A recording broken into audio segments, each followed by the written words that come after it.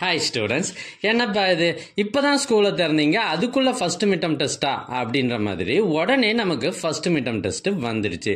முக்கியமான கொஷின்லாம் எதுன்னு தெரியாத நிலைமையில இப்போ உங்களுக்காக நான் ஒரு ஒரிஜினல் கொஷின் பேப்பர் கொண்டு வந்திருக்கேன். இது இந்த வருஷம் 2024 ஒரு பிரைவேட் ஸ்கூலில் நடந்த original first midterm test question paper.